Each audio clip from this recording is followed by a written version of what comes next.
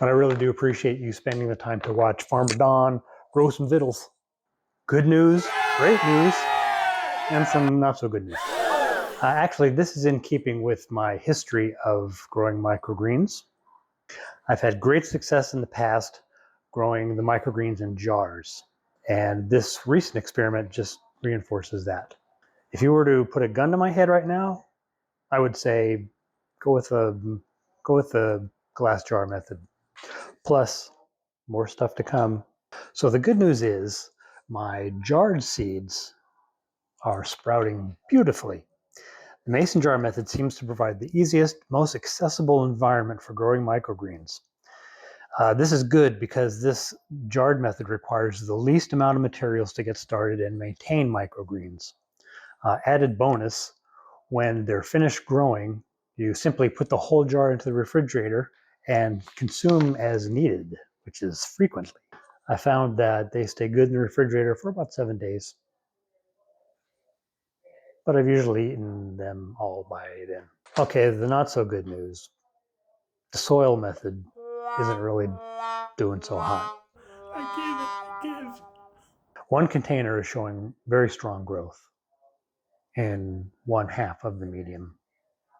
It's strange, and I really don't have any explanation for it, why only half of it is growing and the other half is not. The second container is showing pretty anemic growth. And this isn't because of the seeds. The same seeds that I put in soil are the same seeds that I put into the glass jars, which sprout phenomenally. And a few days into this process, I even added a heat mat. And as you can see, the temperature was always about 72 degrees. So as I intimated in the first video, it's usually highly desirable to have a 75-25 mix soil to vermiculite or perlite. I didn't do that, and I pointed this out in the first video. I think that's probably an important step. I was afraid that they might get a little moldy. I didn't want that, so I might have held back on watering. I did mist every day. Misting for a long time really tends to make your muscles sore. And I have a couple automatic continuous water misters coming, so I'll try those out. That might be a really big help. There's also another way to grow microgreens, and that's to use a really thin, like a spongy hemp matrix. And in fact, if you buy microgreens at the grocery store, they're probably in these clamshell containers, and they're grown using this matrix. I want to have microgreens all the time now. We're learning as we go here at Seeded Garden. So also have a few more seeding projects coming up within a few weeks. February 1st is when I will begin Seedapalooza.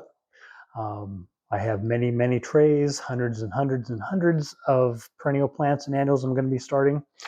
Also, thanks to comments by viewers, I'm going to immerse myself in the indoor container vegetable garden world.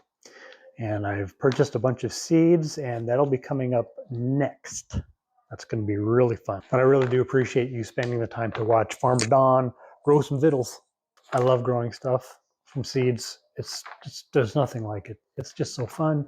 It's amazing. It's the best. This is the best hobby to have.